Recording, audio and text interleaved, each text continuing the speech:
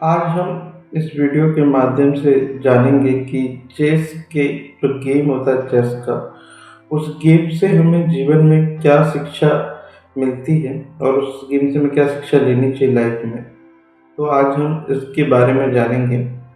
जो चेस का गेम है उसमें देखिए जो सबसे छोटा प्लेयर होता है वो प्यादा होता है, और वो जो प्यादा होता है वो देखेंगे हमेशा चलता सीधे है, पर जब वो लोगों को मारता है, जब वो प्यादे को मारता है तो वो तिरछा मारता है, चलता सीधे है।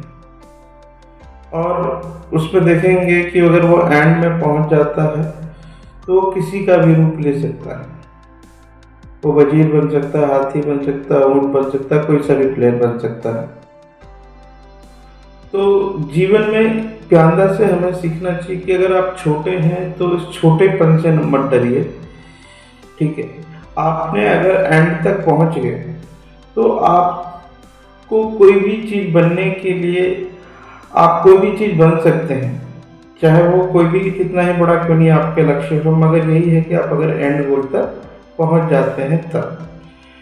और जीवन में इससे हमें शिक्षा मिलती है कि जब छोटा छोटा स्टेप चल के भी हम अपने एंड गोल तक पहुंचते हैं तो हम वहाँ पे अपने मर्जी अनुसार हम कुछ भी बन सकते हैं। तो ये हमें प्यादा से सीख मिलती है। उसके बाद हम आते हैं हाथी पे। हाथी सीधा चलता है और सीधा वो कहीं तक भी मार सकता है। जो हाथी से हमें शिक्षा मिलती है, देखिए कि आप हमेशा अपने गोल, अपने लक्ष्य को पे नज़र रखिए, चाहे वो कितनी ही दूर क्यों ना हो। और हमें अगर अपने गोल, अगर अपने लक्ष्य पे नज़र रखा है तो हम उसे, चाहे वो कितनी ही दूर क्यों ना हो, हम उसे पा जाएंगे। तो ये हमें हाथी से शिक्षा मिलती है।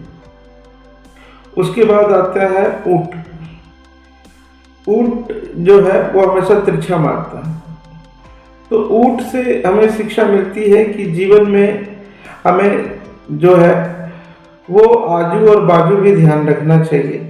ऐसा है कि हम हमेशा फोकस अपने सामने करते हैं पर परेशानियां कभी दूसरी तरफ से आ जाती है। तो हमें परेशानियों को ख़त्म करने के लिए कितना दूर जाके भी हम उसको ख़त्म कर सकें, तिरछा चलता है वो हमेशा। तो जीवन में कभी कभी क्या होता है कि परेशानियां जो आती हैं वो तिरछी तरफ से आ जाते हैं, कभी उधर से कभी वहाँ से। तो हमें अलग अलग साइड से अलग अलग तरह की समस्या आती रहती है। तो उससे हमें ऊंट से शिक्षा मिलती है। उसके बाद आता घोड़ा। घोड़े से हमें शिक्षा मिलती है, घोड़ा जो है वो 2.5 कदम चलता है, 2 सामने चलेगा, उसके बाद एक लेफ्ट या राइट चलता है।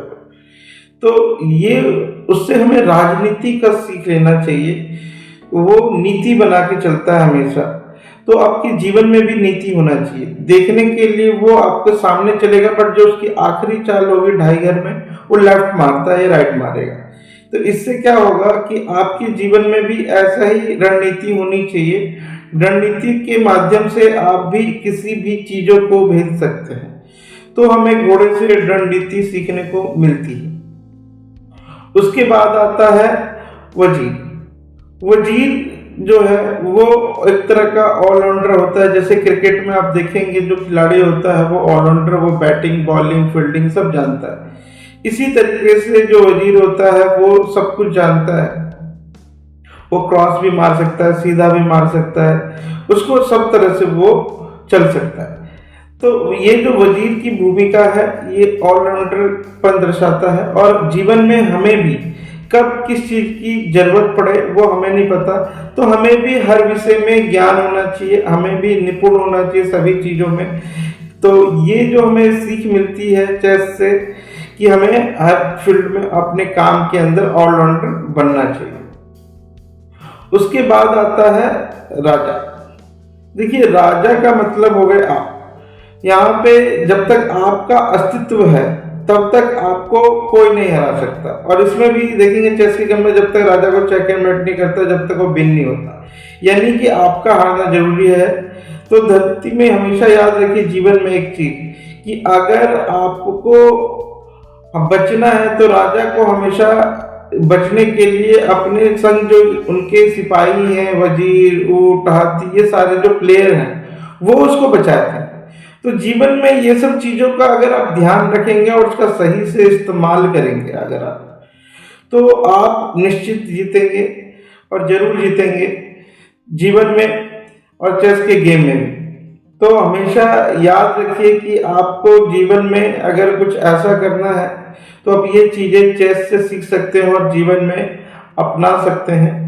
अगर ये चेस की वीडियो जो है आपको अच्छी सीरीज लगी है तो मैं इससे रिलेटेड बहुत सारी सीरीज लेके आने वाला हूँ जिसमें हम अलग अलग टॉपिक पे कवर करेंगे कि किस चीज़ से हमें क्या शिक्षा मिलती है। तो ये अगर टॉपिक पसंद आया तो मुझे कमेंट करके बताइएगा, मैं और भी इससे रिलेटेड बहुत सारी चीज़ें लेके आऊँगा जिसमें मैं आपको बताऊंगा कि किस चीज़ से हमें क्या शिक्षा मिलती है। अब तक के लिए धन्यवाद। जय हिंद।